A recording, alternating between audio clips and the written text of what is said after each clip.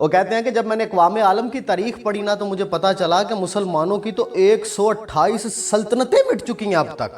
مجھے بڑی حیرت ہوئی کہ جب اللہ ہمارا ہے تو اس نے خلافت عباسیہ کا وارث ہلاکو جیسے کافر کو کیوں بنا دیا؟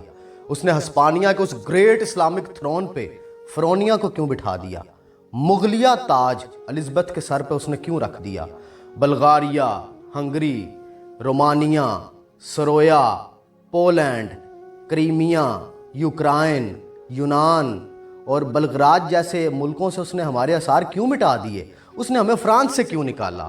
تیونس، مراکو، الجزائر اور لیبیا سے اس نے ہمیں کیوں رخصت کر دیا؟ کہتے ہیں کہ میں اس رفع حیرت کو لیے کافی دروازوں پہ جا کے دستک دی، مگر خلش اور تجسس کو شفا نہ ملی۔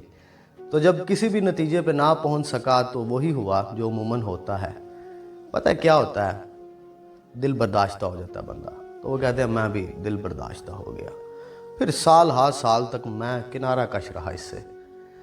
اور ایک دن پھر جب عطا ہو جاتی ہے، اللہ نے جب ہدایت دینی ہو، جب تجسس کی گتھیاں کھلنی ہوں، جب کرم ہو جاتا ہے، تو کہتے ہیں میں اچانک سحر کو بیدار ہوا تو میں نے اوطاق پہ قرآن پڑھا ہوا تھا، میں نے اسے اٹھا لیا اور میں نے اسے شغلاً کھولا، اس طرح کر کے کہیں بیٹھے ہوئے یوں کر کے کھول دیا۔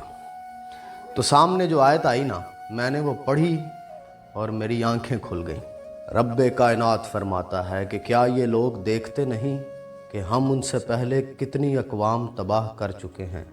ہم نے انہیں شان و شوکت عطا کی تھی جو تمہیں نصیب نہیں ہوئی۔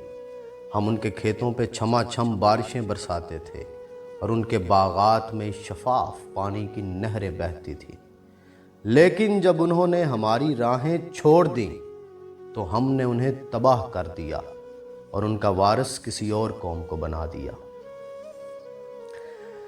وہ اندھی تقلید اور وہ تاریک گھٹائیں جو دماغ کے ماحول پہ محیط تھیں، یک با یک چھٹنے لگیں اور اللہ رب العزت کی اس سنت جاریہ کے تمام گوشے بے حجاب ہونے لگے۔